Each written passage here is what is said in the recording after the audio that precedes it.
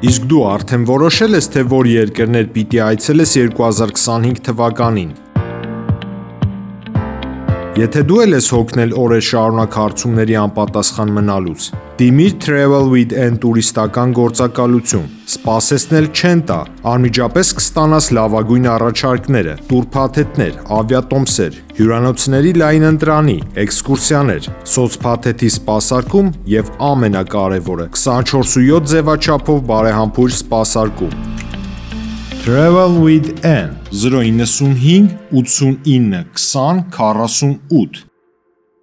Ժողովուրդ օրաթերթը գրում է. մեկ տարվա ընթացքում վարորդները 9 բալի փոխարեն կունենան 13 բալ։ ԿՊԱ-ական պատգամավորներ Ալեն Սիմոնյանի, Ռուբեն Ռուբինյանի, Արմեն Խաչատրյանի հեղինակած վարչական իրավախախտումների վերաբերյալ օրենսգրքում փոփոխություններ կատարելու մասին օրենքի նախագիծը 3 երկրորդ ընթերցմամբ ԱԺ պաշտպանության եւ անվտանգության հարցերի մշտական հանձնաժողովում դրական եզրակացություն ստացավ։ ԿՊԱ-ականները 3 հավաքվել էին եւ մեկը մյուսին հերթ չտալով առաջարկություններ ու քննարկումներ էին անում։ Օրաթերթի աղբյուրները փոխանցում են, որ ԿՊ խմբակցության ներսում այս օրենքի փոփոխության վերաբերյալ ամեն մեկն իր հերթին ցանկացել է ընդառաջել վարորդներին հանրության առաջ հերոս Երևան։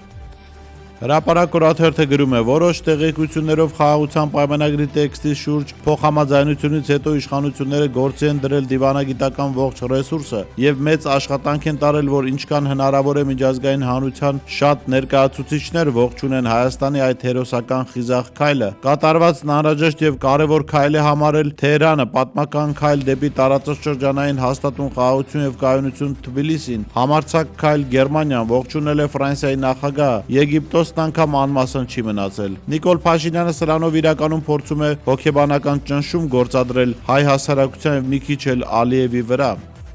Ժողովուրդ օրաթերթը գրում է. ԱԺ պաշտպանության եւ անվտանգության հարցերով մշտական հանձնաժողովի նախագահ Անդրանիկ Քոչարյանը խախտում է ԱԺ կանոնակարգ օրենքը, որի վրա ԱԺ նախագահ Ալեն Սիմոնյանը աչք է փակում։ Համաձայն ԱԺ կանոնակարգ սահմանադրական օրենքի 5-րդ հոդվածի առաջին մասի ազգային ժողովի նախագահը ներկայացնում է ազգային ժողովը եւ ապահովում նրա բնականոն գործունեությունը։ Օրաթերթը ուսումնասիրելով ԱԺ կանոնակարգ օրենքը առաջին կետում արձանագրեց, որ խորհրդարանական ժամանակավոր հանձնաժողովը ստեղծվում է ազգային ժողով եզրակացություններ ներկայացնելու համար։ Հանձնաժողովի գործունեության ժամկետը կարող է երկարաձգվել 1 անգամ։ Օրենսդիրը նախատեսում է նաև, թե երբ է ավարտվում հանձնաժողովի եզրակացությունը։ Ժամանակավոր հանձնաժողովի լիազորություններն ավարտվում են նրա գործունեության ժամկետն ավարտվելու կամ լուծարվելու դեպքում։ Հիշեցնենք, որ Անդրանիկ Քոչարյանի գլխավորած 44-օրյա պատերազմի հանգամանքներն ուսումնասիրող հանձնաժողովի գործունեության ժամկետն առաջին անգամ 2022 թվականի սեպտեմբերին է երկարաձգվել 6 ամսով, երկրորդ անգամ 2023 թվականի մայիսի 3-ի նիստում 6 ամսով մինչև նոյեմբերի 3-ը, որպես երկարաձգման հիմնավորում, որն ի դեպ կանոնակարգով նախատեսված չէ, այժմ պարզաբանել է ամռանը պատգամավորները գտնվել են իրենց հասանելի կարգախոսում եւ հանձնաժողով փաստացի չի գործել իր ամբողջական կազմով։ Ուստի վերոնշյալ ժամանակահատվածի հաշվանցմամբ հանձնաժողովի լիազորությունները ավարտվելու են 2023 թվականի դեկտեմբերին ԱԺ համապատասխան նիստում, հանձնաժողովի զեկույցը քննարկելու ավարտելու պահին։ Իրավունք թերթը գրում է. ԿՊԱ-ական լավատեղյակ աղբյուրների համաձայն Փաշինյան Նիկոլը խաղաղության պայմանագրի շուրջ ստեղծված աղմուկը որոշել է ջրել կառավարությունում ռակիրովկաներ անելով, որպեսզի հանրությանը ցույց տա, թե ականջալուր է ցանկացած դժգոհության։ Ըստ նույն աղբյուրների շուտով կհանգեց կարգի առողջապահության նախարար Անահիտ Ավանեսյանը։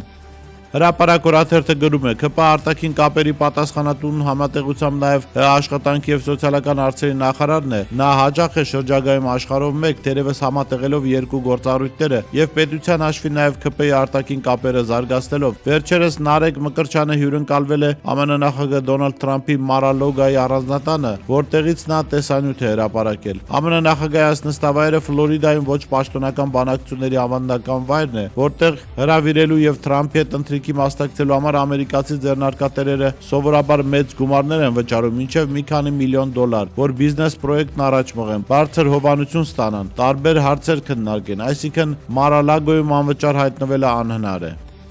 Հրապարակ օրաթերթը գրում է. Արցախցի Տիգրան Ուլուբաբյանին ոստիկանության Լոռու մարզային վարչությունում բռնության ենթարկած ոստիկաններից մեկը Գոր Խարաթյանը համակարգում հայտնի է որպես շրջիկ ջարդարար, որի սադիստական ունակություններն օգտագործում են մարզի բոլոր քաղաքներում, երբ նրա կարիքը զգացվում է։ Դիցուկ արցախցի երիտասարդի դեպքը տեղի է ունեցել Վանաձորում, մինչդեռ նույն ջարդարար Խարաթյանը շաբաթներ առաջ էլ Սամասուդ է իրականացրել ոստիկանության Ալավերդու բաժանմունքում, որին մենք անդրադարձել ենք։ Խոսքն այն պատմության մասին է, երբ քաղաքացու մեքենան կանգնեցրել էին խուզարկել, ապա հորդորել, որ իջեցնի շալվարը, երբ չէր ենթարկվել, բաժին էին տարել ու ծեծի ենթարկել։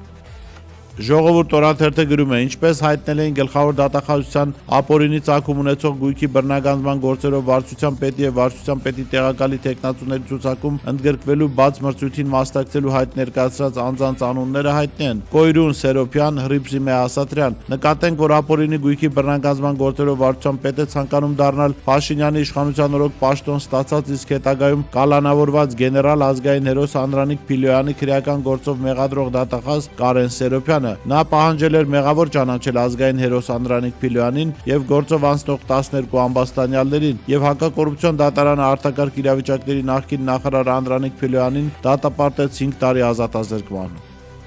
Ժողովուրդ օրաթերթը գրում է. ԿՊ-ն իր ողջ ներուժը ներդրել է մարտի 35 կայանալիք երկու համայնքներում Գյումրիում եւ Փարաքարում տեղի ունենալիք ընտրությունների գործընթացների վրա։ Օրաթերթի ԿՊ ամերձ աղբյուրները փոխանցում են, որ Նիկոլ Փաշինյանի հրահանգով ԿՊ-ի ողջ վերնախավն իր բոլոր հարցերը, հանդիպումներն ու անելիքները հետաձգել է մինչև ընտրությունների ավարտը։ Կարելի է ասել, հանապազորյա ռեժիմով իշխանական ողջ էլիտան իր օրն անցկացնում է հիմնականում Գյումրիում եւ Փարաքարում։ Ընտրազանգվածին իրենց կողմը թեքելու ընտրություններում բացարձակ հաղթանակ ապահովելու համար։